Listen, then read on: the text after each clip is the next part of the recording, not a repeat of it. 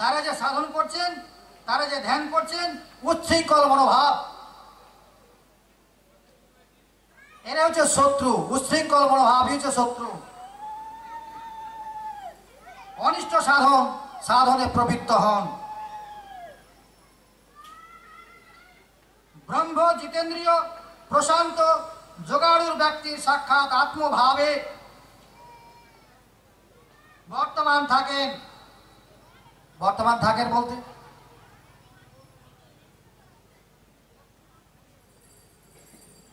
What is ঈশ্বর?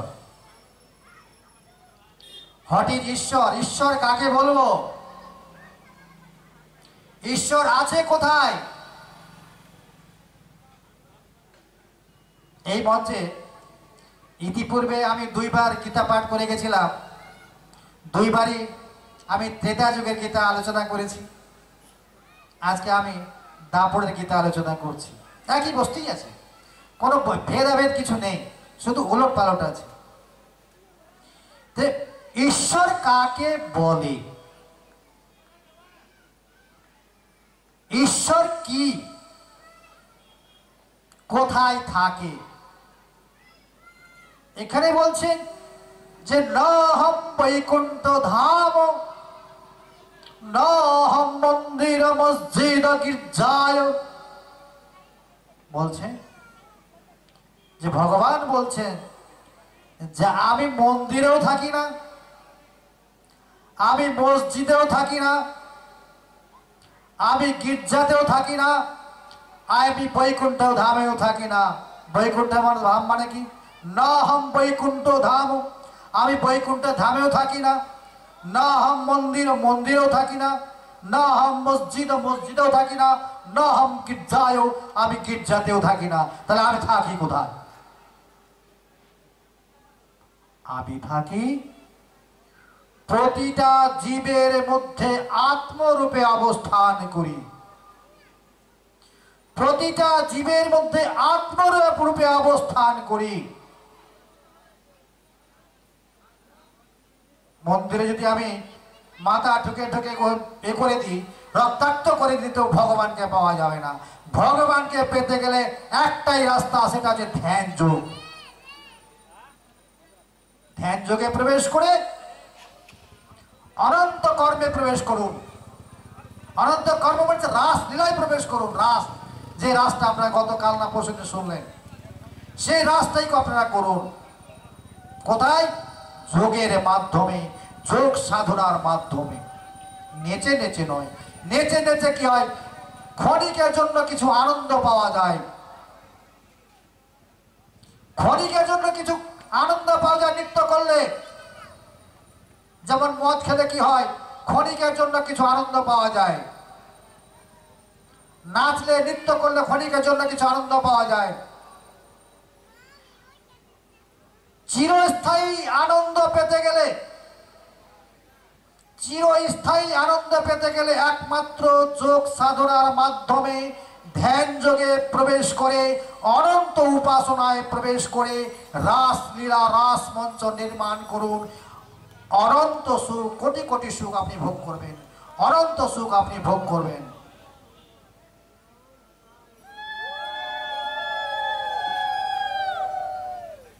ক্ষণস্থায়ী সুখ ভোগ করার কোনো দরকার নেই। চিরস্থায়ী সুখ কিভাবে হবে, সেই জায়গাটাই আপনি আসুন।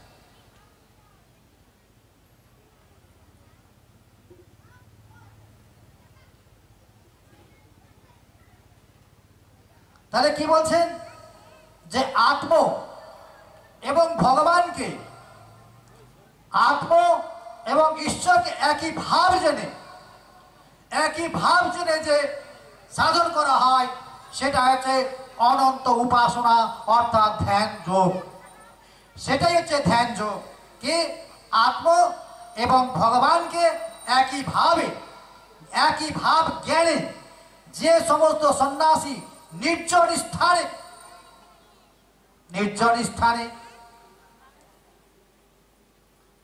যে যোগ সাধনা করা হবে, সেই হচ্ছে অনন্ত উপাসনা। যোগী সেই আসনে বসিয়া বাহ্য অন্তরিন্দ্রের কার্য সংযমপূর্বক চিত্ত শুদ্ধির জন্য একাগ্র মনে যোগাভ্যাস করিবেন।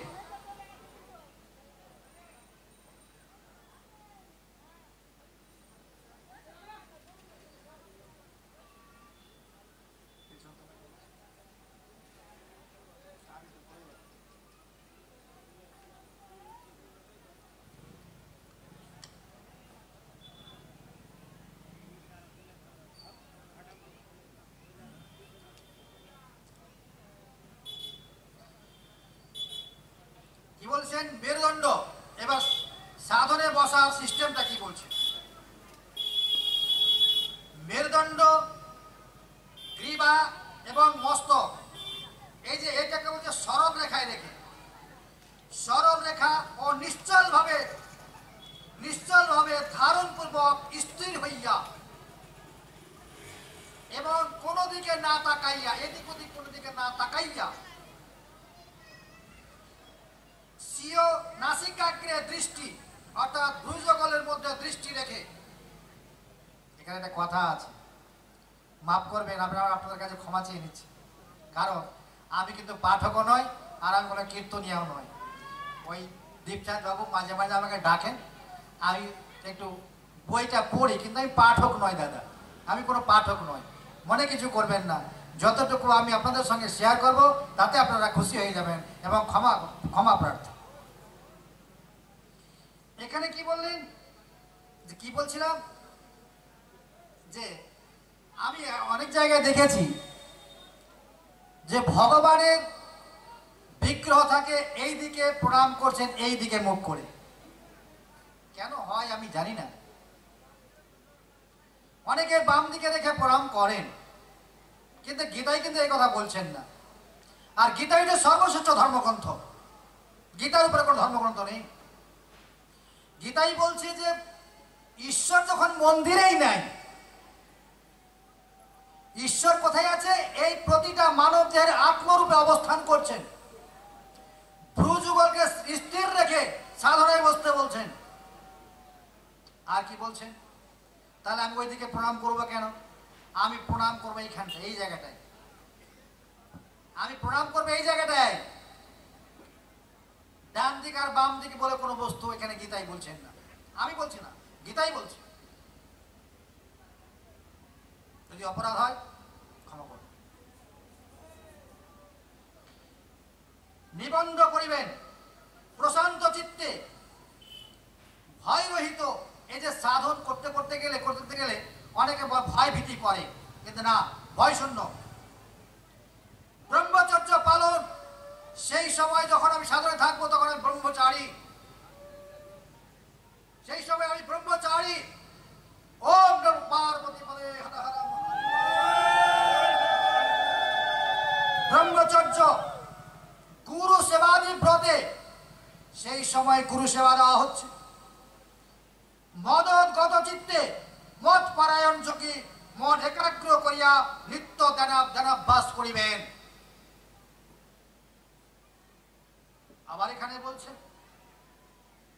যে যোগী এই রূপে সদা সংযত ভাবে মন সমাহিত করিয়া আমার স্বরূপত মোক্ষপ্রদ পরম শান্তি প্রাপ্ত হন। এইভাবে যারা যোগ সাধনা করেন তারাই একমাত্র মোক্ষের অধিকারী হতে পারেন। কারণ ত্রেতা যুগের 16 অধ্যায়ে ভগবান রামচন্দ্র দেবাদিদেব মহাদেবকে প্রশ্ন করেছিলেন, হে প্রভু, মোক্ষের অধিকারী কে হতে পারে?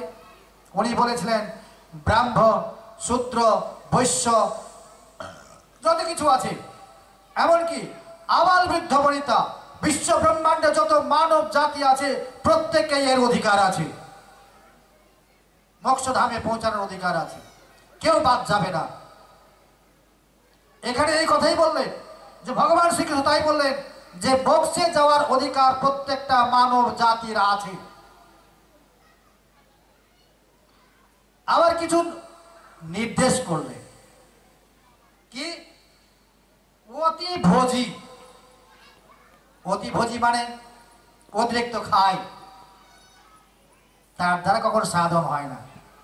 যে অতিরিক্ত এমন ভাবে খেলাম আমি নড়তে চড়তে পারছি না, তার দ্বারা সাধন হবে না।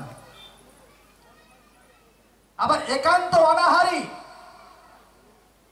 অনাহারী বলতে এই যে দেখবেন আমরা এমন ভাবে উপবাস করি, উপবাস করতে করতে করতে করতে আমি নিজের শরীরটাকে শেষ করে দিলাম। এখানে বলছি যে অতি অনাহারী অতি ভোজিহারী, অত্যন্ত নিদ্রালু এবং অতিরিক্ত যারা ঘুমায়। আবার কি বললেন? অতি অনিদ্রা অভ্যাসী, মানে অতিরিক্ত খাওয়া, অতিরিক্ত ঘুমানো।